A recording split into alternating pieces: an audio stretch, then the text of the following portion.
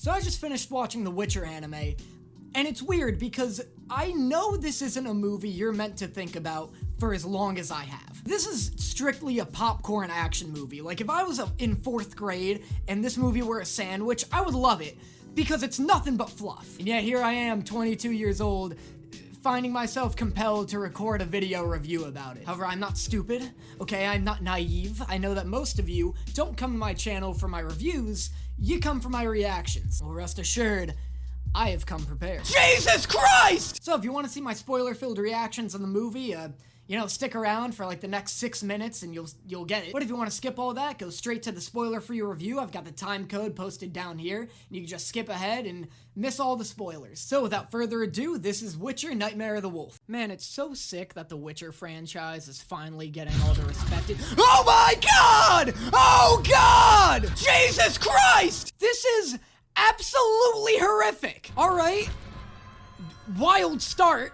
Okay, first off, that's gross. I don't want you manipulating my tears, you fucking sadmancer. Also, what are you doing with those tears? What are you collecting tears, you freak? I don't want you collecting my tears, doing some weird kind of sad magic with them. By a gorgeous lake house.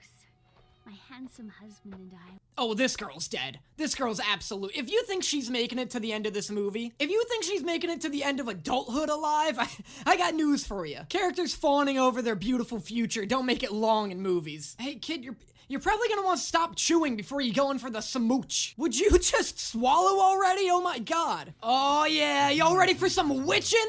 Oh my God, this is gonna be sick. Oh my God, I'm gonna be sick. Ugh! Well, he's immediately done with her shit. Stop. She threw one snowball. Calm down. I said stop! Wait, Ilyana! Stay! You stay. You stay. Who the hell are you? Why is there a sassy hipster witcher? Meanwhile, I barely made enough this year to score a night with a limp prick manhole. Oh my God, is this Vesemir's gay best friend? And you made him look like that? Why does he look like he's going to a roller derby? Fucking what? What? Yes, very well said, Tom. Why does this kid look 40? You'll come out the trials better than normal, Tomas. Oh, I'm sure. I'm sure monsters everywhere about to fear the great Witcher Thomas. Jesus Christ. Jesus Christ, that kid just popped! God, this has taken such an aggressively dark turn. I mean, this movie was, like, violent before, but this is the first time it's been, like, this aggressively dark. Oh, shit. Who's ready for some absolute, unadulterated, witchin'?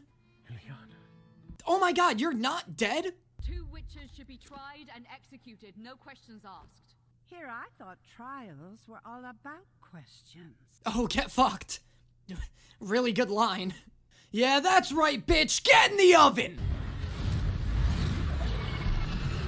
Phil, if the girl... Quit calling him Phil! How dare you besmirch the beautiful name of Phil Evandriel by calling it Phil? Oh my God, of course they kill this guy. Why else have a sassy best friend for like 3 minutes if not to kill him later? I'm nearly 70.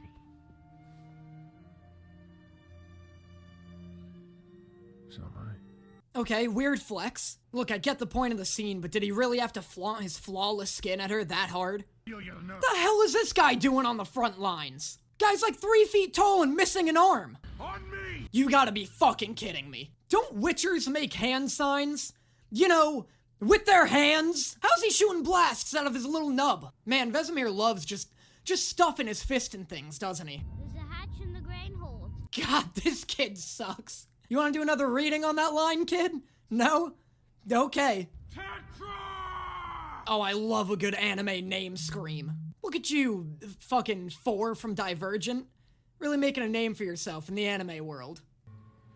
Enough of the damn snowballs! Say it. You bleached my sideburns. Well, Jesus, why even carry a bow if you can do that? Oh no! Oh my God! He got Old Man Logan'd! Oh, he got Old Man Logan so hard! There'll always be another monster, Geralt. Oh, God damn it! I left this movie feeling like a Trick Swirl yogurt cup because my opinions were mixed. There's really nothing wrong with this movie. It actually kind of blew my expectations out of the water. Because as an action movie, you know, it's pretty good. Like, the action's really intense and visceral, the animation's spectacular, the dialogue's well written enough, but like, as an installment to the Witcher series, there's really like nothing here. And as a piece of the Witcher series, like, you know, books, games, shows, whatever, it feels super out of place. For those of you who don't know, of which I assume there aren't many, The Witcher is this really cool fantasy series that's famous for subverting conventional fantasy tropes. It adds consequences and dark twists to famous fairy tales and legends, while also building its own entirely unique world. Witchers are superpowered mutants that hunt monsters for gold, and Nightmare of the Wolf follows the life and journey of a witcher named Vesemir, who fans of the series know as Geralt's mentor. And thus brings me to my first gripe about the movie, because it doesn't follow Vesemir. Vesemir is not in this movie. Trevor Belmont is, though. Vesemir is so... He's just Trevor. He's just Trevor Belmont. Have you seen Netflix's Castlevania? Well, then you've seen Nightmare of the Wolf. Vesemir and Trevor are so similar that I had to look up to make sure that they weren't voice acted by the same man. Apparently, Vesemir is voice acted by the guy who plays 4 in the Divergent movies. So that's fun. But like, you can tell that Vesemir's meant to be this like suave, sexy, cool kind of guy, but like, he really just comes off as like trying way too hard. You know, he's doing the flips, he's quipping with women, he's fighting the monsters, but he feels so much like a fan fiction character. Like, he's so edgy. He's like, I'm not cut out for this heroing business. I just want a mug of beer in one hand and a tit in the other. Maybe a piece of gold between my teeth. Yeah, like, he's that guy. And like, that's fine for this kind of movie, because again, it is just kind of like a fun, it's Castlevania, right?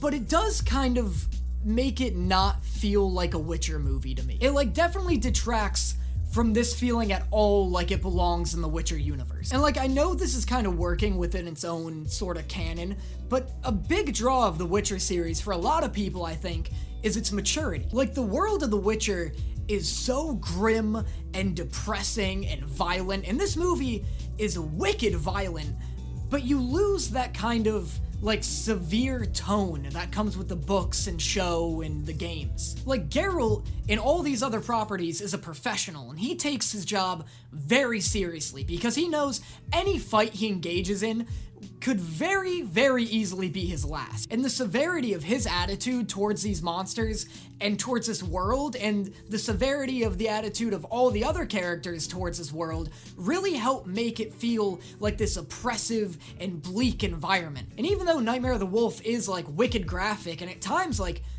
pretty fucking scary, it doesn't have that sense of like severity to it where you're just like, oh shit, like, not Trevor. Vesemir needs to be on his shit.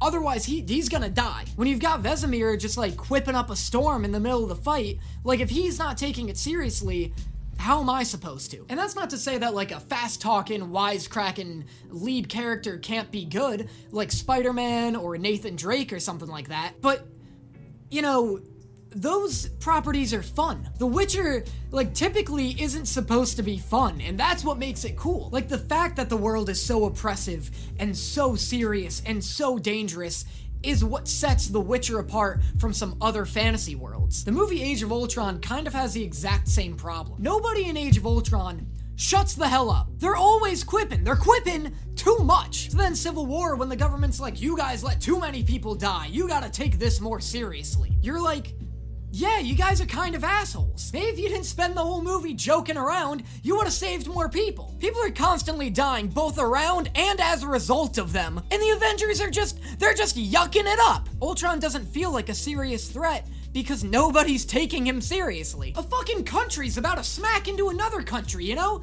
Be more alarmed. But also, like, aren't you the government? Where's the military? What are you doing sending 6 people in to fight a whole army? Anyway, that's not the point. It's totally irrelevant. My point is, Vesemir being this weird, sexy Nathan Drake kind of character really just detracts from the whole Witcher aesthetic for me from this movie. But I also think it wouldn't have bothered me so much if it wasn't so rooted in the Witcher world that we already know. Like, I understand that the anime is working within its own continuity, but the fact that it's so tonally different from every other Witcher property that we know, and still using Vesemir as a main character, makes it feel so weird to me. Like, I think it'd be awesome if they used an entirely different Witcher, maybe even make one up exclusive for the anime, and just went wild with it. Then it wouldn't be constrained to working with already established characters, and it could just do literally whatever it wants. Because as it stands now, this movie's existence just feels so weird. Like I said, if I were to review this movie completely detached from any other Witcher property,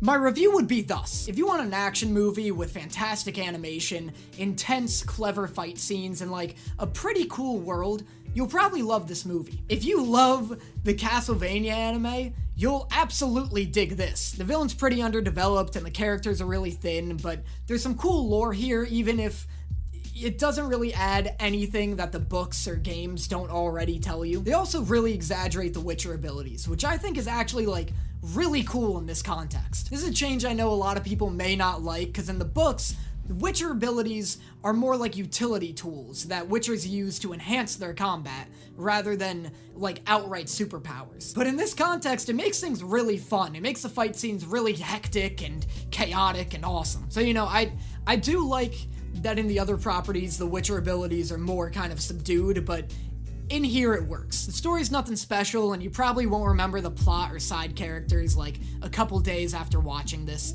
even though there is a pretty cool twist at the end. But yeah, if you just want wicked, violent, and like pretty terrifying action, you'll get it here. You'll be very pleasantly surprised. But that's the thing, the reason I chose to make this video is because that is a review I never thought I would ever give to any Witcher property. The story is nothing special, and you'll probably forget the characters and plots a few days after watching it. What a crazy sentence to say about something in the Witcher universe. Like that's why I can't stop thinking about this movie, because that is insane to me that I said that. The Witcher series is predominantly known for its intricate plots and complex characters. Even the Witcher card game has a banging story. Like, that's just, it's so weird. Like, even though this is a really fun movie and I enjoyed my time with it, I kinda wish it didn't exist. Because before, the Witcher series was this perfect entity where no matter what medium you turn to, games, books, shows, whatever,